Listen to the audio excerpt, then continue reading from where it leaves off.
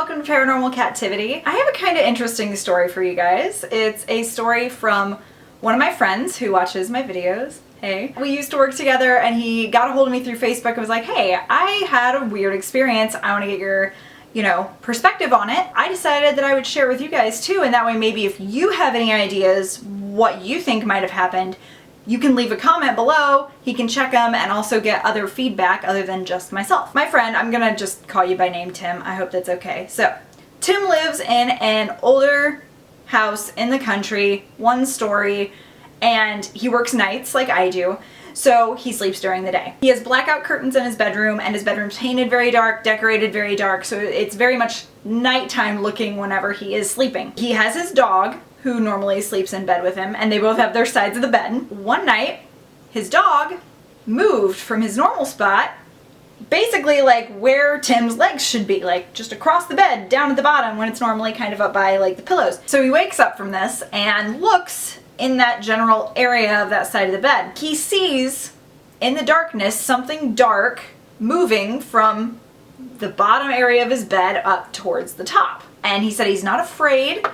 He had no real worry or concern, he just watched. And as this thing came closer up the bed towards him, he was able to tell from the light that was coming in through the top of the curtain that it had texture to it. It wasn't just a black mass and it wasn't just a person. This thing looked like it was made of rock or possibly very dark colored glass. He said it was very jagged and reflective and not symmetrical, just very kind of organically shaped rock. As it got close to him up at the top of the bed, he realized that it had a figure to it, much like a human. It was a humanoid shape.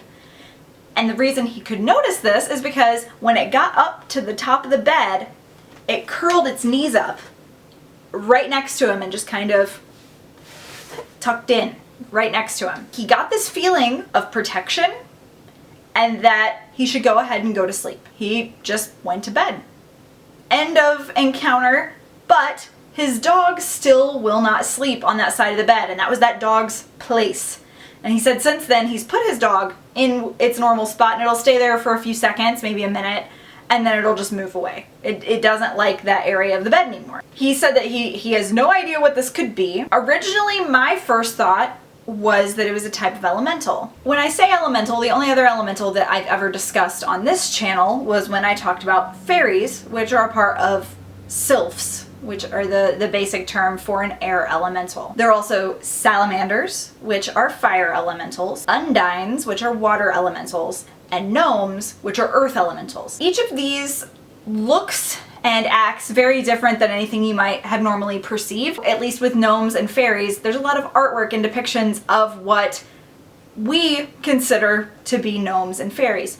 However, people who actually feel like they can connect to these elementals most of the time consider them all to be shapeshifters, and that they can appear very tiny, typical fairy size, all the way to giants. Any size, any shape, and normally they can manifest through different things and only really appear whenever they feel comfortable around someone. I did talk to Tim a little bit more about just kind of things happening in his house, in his environment. He did tell me that he'd been doing a lot of landscaping and intentional not landscaping of different areas of his property.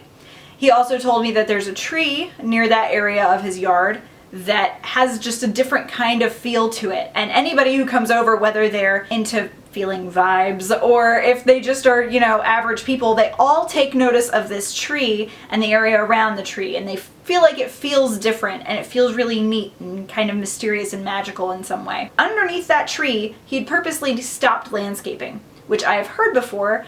If you leave different areas of the wilderness untamed, then that can encourage the growth and development and activity of elementals. He also told me that he's been doing some different art projects with natural elements, just kind of for fun.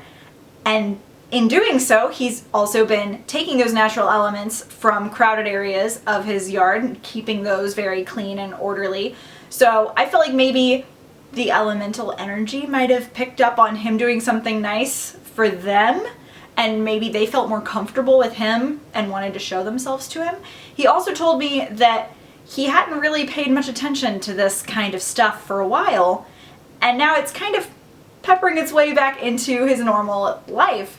So in doing so, he's kind of been developing himself to not be afraid of things, or if something happens, to not immediately be creeped out, just to kind of let it be and more understand things than just be scared.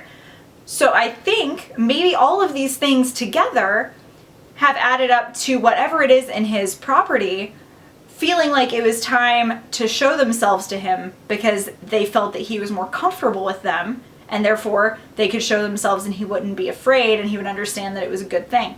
He said all of his house feels very protective and warm and comforting, and that the feeling of this thing was human, but it wasn't.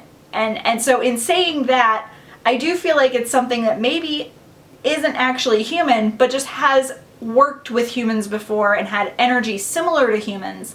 So maybe it's just another dimensional being that happens to work very well with people. I know all of the ideas of elementals and things are totally fringe when it comes to the paranormal. I get that. What else do you think it could be? I know that I am totally open to other suggestions and ideas, and I'm sure that he is too.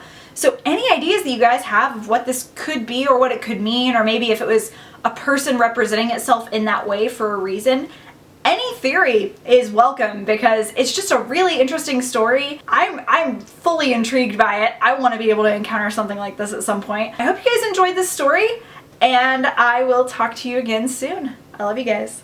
Bye!